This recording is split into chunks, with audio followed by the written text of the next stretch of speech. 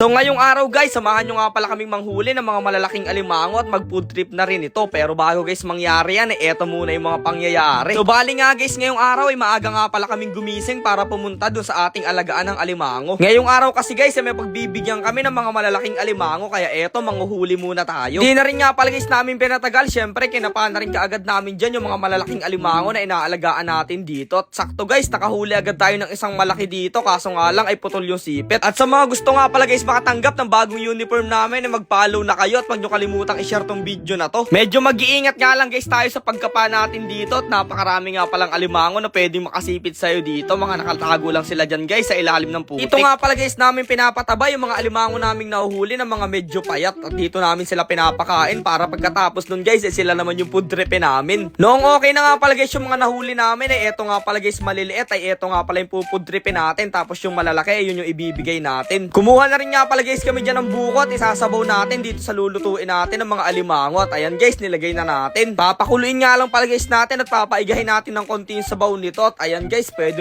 nating i-food trip. Napakataba guys ng mga alimango. Kaya syempre bago natin kainin to, ay magdasal muna tayo at magpasalamat kay Lord. Dahil nga guys, sobrang aga namin nagising kanina, ay nakalimutan nga pala guys namin magdala ng kaning bahaw. Kaya eto, food tripin na lang at papapakin na lang natin yung mga matatabang alimango. Pero hanggang dito na lang muna guys. Kita-kits na lang ulit.